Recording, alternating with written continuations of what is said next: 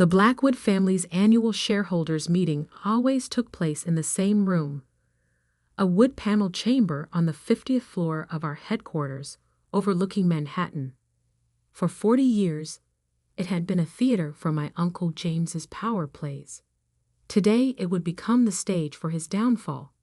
I sat quietly at the far end of the table, watching him hold court. At 65, James Blackwood still commanded attention. Tailored suit, steel gray hair, and the arrogant confidence of a man who'd never been challenged. "The numbers speak for themselves," he'd announced, gesturing to the presentation screen. "Under my leadership, Blackwood Industries has maintained its position as the leading defense contractor on the East Coast. My cousins, his sons Michael and Peter, nodded approvingly. They'd inherited their father's swagger, if not his business acumen. Next to them, my father David, James's younger brother, stared at his hands. He'd given up fighting James's control years ago. I thought about the real numbers hidden in my laptop, the ones that told a very different story. "Now," James continued, "we need to address succession planning. As I approach retirement, it's crucial we maintain strong, decisive leadership." His eyes swept the room, deliberately skipping over me. I'd expected this. It was why I'd spent the last year preparing. "Michael will assume the role of CEO," James declared. "Peter will become COO. Together, they'll lead Blackwood into the next generation." The sycophants on the board murmured their approval, old men in expensive suits, all owing their positions to James's patronage. "Any questions?" James asked, his tone suggesting there better not be. I raised my hand, the first time I'd ever done so in these meetings. James's eyebrows lifted slightly. "Yes, Sarah." "Something unclear about the presentation." "Actually," I said softly, opening my laptop, "I have some questions about the Jensen defense contract." The room temperature seemed to drop. The Jensen contract was James's pride, a $2.8 billion deal he negotiated personally. "That's been finalized," he dismissed. "Nothing to discuss." "Really?" I connected my laptop to the room's display system, because these documents suggest otherwise. The screen filled with financial records, the real ones, not the sanitized versions James had presented. "What is this?" Michael demanded. "The truth," I replied. "The Jensen contract is bleeding money. Cost overruns, missed deadlines, quality control failures. We're on track to lose $400 million by year's end." James's face darkened. "You're overstepping, girl. This isn't your concern." "Actually," I continued calmly, "as majority shareholder, it's exactly my concern." The room went still. Peter actually dropped his Mont Blanc pen. "What did you say?" James's voice was dangerous now. I reached into my briefcase and withdrew a thick folder. Ownership documents, transfer records, board certifications, all properly filed and legally binding. "Impossible," James snarled. "I controlled this company." "You did," I corrected him. "Until I started buying shares, quietly, systematically, through various holding companies you never bothered to investigate." I distributed copies of the documents. "For the past year, I've owned 51% of Blackwood Industries. Every major decision you've made required my proxy, which my father provided, acting as my silent partner." All eyes turned to my father, who finally looked up from his hands. "It's true," he said quietly. "Sarah showed me the truth about James's management 6 months ago. The falsified reports, the hidden losses, the contracts awarded to his friends' companies at inflated prices." James lunged to his feet. This is absurd. A weak woman can't run this empire. The board won't stand for it. The board, I noted, serves at the pleasure of the majority shareholder. Would you like to see the termination papers I've prepared for those who've been helping you hide the truth? Several board members shifted uncomfortably in their seats. You're bluffing, Michael declared. You don't have the experience. Harvard MBA. I cut him off. 5 years at Goldman Sachs. 3 years running my own investment firm. While you were playing golf and attending charity galas, I was learning how to actually run a company. I stood up, smoothing my blazer. Now let's discuss the real state of Blackwood Industries, starting with the offshore accounts where you've been hiding the company's assets. You can't prove, James began. I pulled up another document. Bank transfers, email trails, board minutes where you deliberately misled shareholders. Would you like me to continue? The room had gone from hostile to terrified. These men had spent decades enabling James's corruption, confident in their protected positions. This meeting is adjourned, James tried to declare. No, I said firmly. This meeting is just beginning. Security. The doors opened, admitting 2 federal agents. James Blackwood? We have some questions about your recent financial transactions.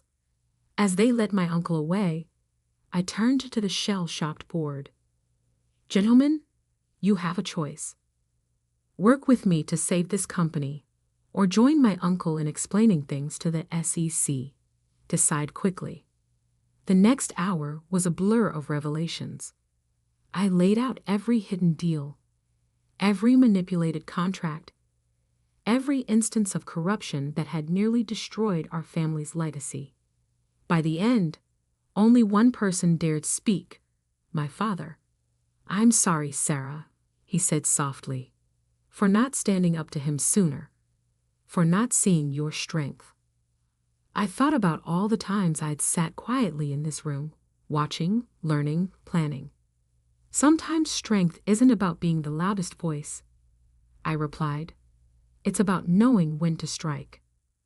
As the sun set over Manhattan, I stood at the windows of what was now my office. My phone buzzed with messages, reporters seeking comments, employees pledging loyalty, lawyers scrambling to save their clients. But one message made me smile, from my mother. Your grandfather would be proud. He always said the quiet ones see what others miss. The real work was just beginning. Saving Blackwood Industries would take more than exposing James's crimes. It would take vision, determination, and the kind of strength they'd never believed I possessed. Let them underestimate me, I thought. It had worked perfectly so far.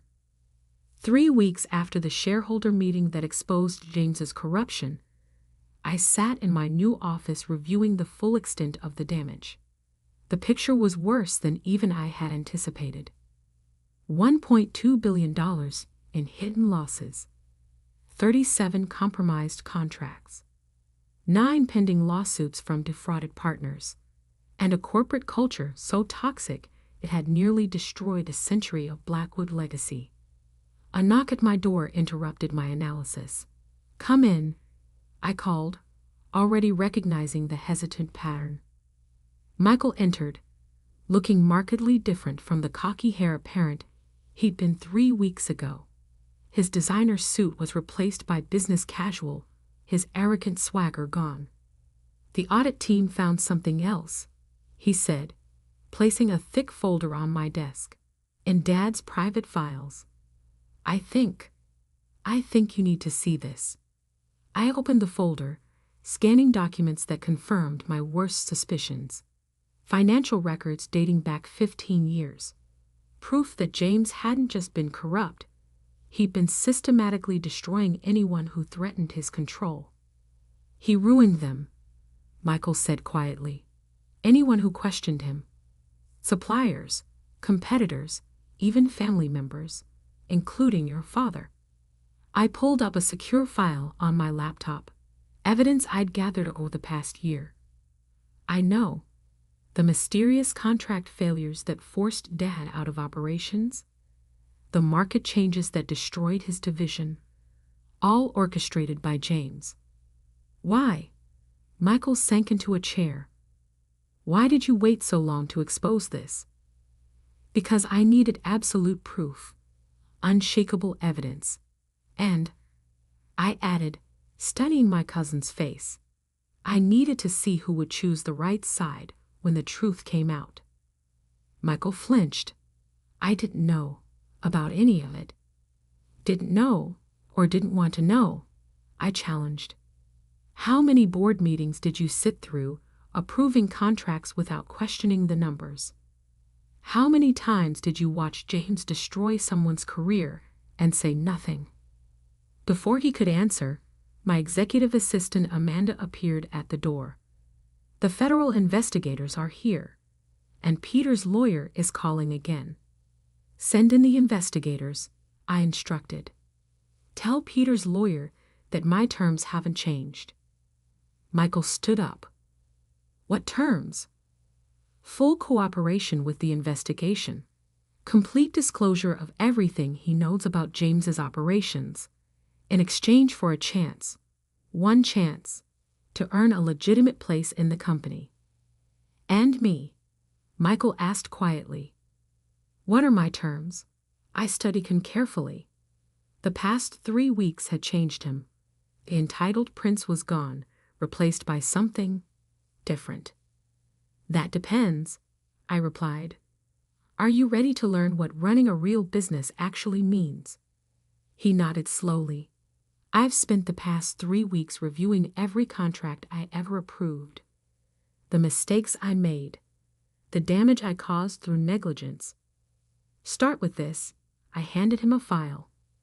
The Jensen contract. Show me how to fix it. Not with bribes and backdoor deals, but with actual solutions.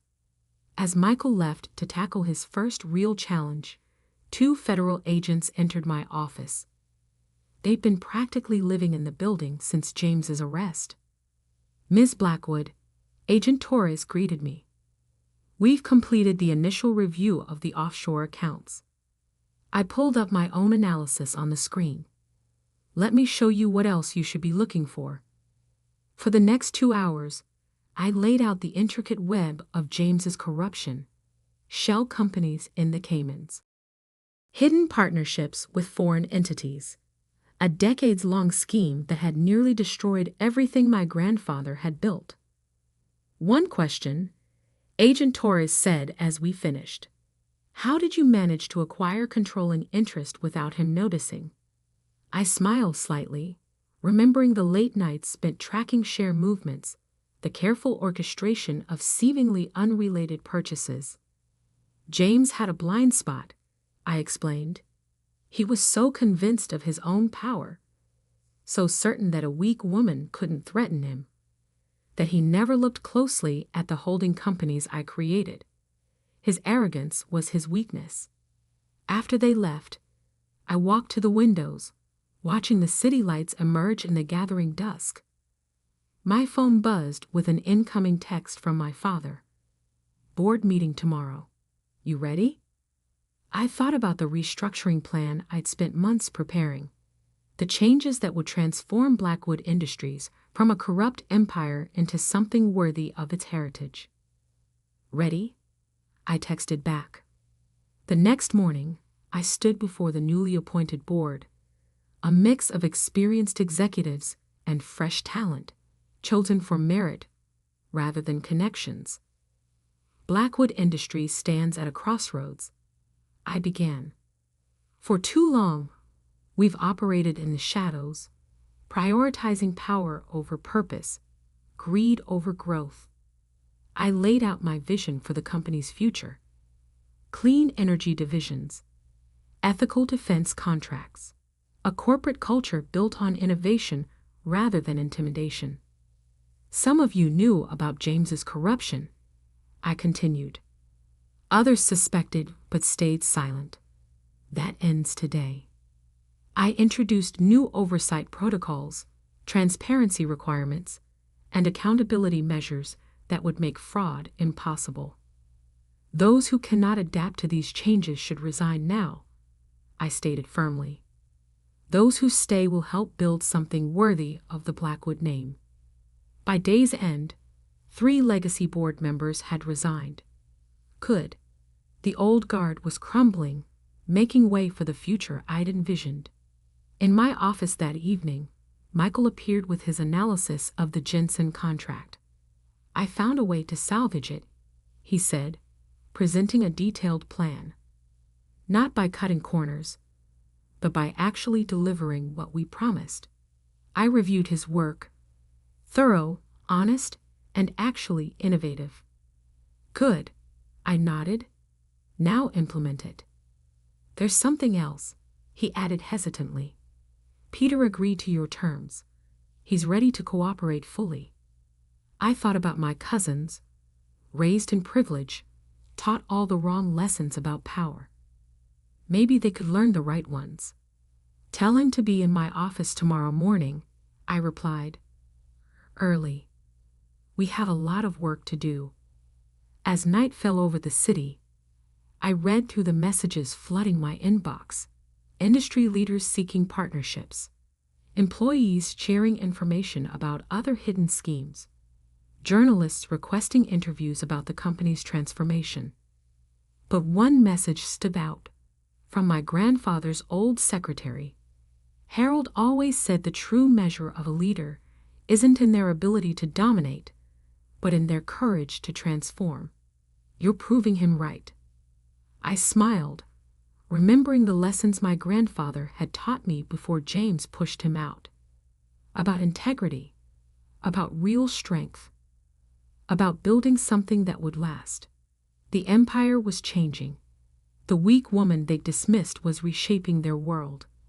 And this was just the beginning. 6 months after taking control of Blackwood Industries, I sat in the same conference room where James had once declared me too weak to lead. The morning sun painted Manhattan's skyline in shades of gold, a fitting backdrop for what was about to unfold. The quarterly earnings report lay before me, the first honest one in decades. Next to it, a stack of newspapers with headlines I'd worked months to earn. Blackwood Industries. A phoenix rises from corruption. Defense industry giant's remarkable transformation. Sarah Blackwood, the silent power behind corporate reform. A knock at the door preceded Amanda's entrance. They're ready for you. In the main auditorium, shareholders, employees, and media representatives filled every seat. 6 months ago, they'd watched James being led away in handcuffs. Today, they would see the full extent of Blackwood's transformation. I took the podium, remembering all the times I'd been told to stay quiet, to know my place. 6 months ago, I began. Blackwood Industries stood on the brink of collapse. Not because of market forces or external competition, but because of internal corruption that had rotted our foundation. The room was silent, hanging on every word. Today, I'm pleased to announce our first quarter results under new leadership. Revenue up 32%. Operating costs down 25%. Employee satisfaction at record levels. But numbers tell only part of the story. I switched to the presentation screen, showing images of our new projects. The Jensen contract, once a symbol of our corruption, is now our flagship achievement. On time, under budget, and exceeding all performance metrics, not through shortcuts or bribes, but through innovation and integrity. Michael, sitting in the front row, nodded slightly. He'd worked 18-hour days to make it happen, finally understanding what real leadership meant. Our defense division, once notorious for overcharging and under-delivering, has been completely restructured. Every contract now undergoes triple-layer oversight, Every project faces independent audit. Peter, who turned state's evidence against James, managed a small smile. His cooperation had helped us uncover and fix dozens of compromised contracts. But perhaps most importantly, I continued, we've changed our corporate culture. No more backroom deals. No more silenced whistleblowers. No more weak voices ignored. I introduced our new initiatives, a technology incubator for female engineers, ethical oversight committees with real power, profit-sharing programs that rewarded integrity over manipulation. Some said a woman couldn't lead this company. I noted, letting my gaze sweep the room. That strength meant domination. That power meant control. They were wrong. The presentation shifted to our new organizational structure: diverse, transparent, accountable. Real strength lies in transformation. Real power comes from empowering others. And real leadership? Real leadership is about building something that outlasts you.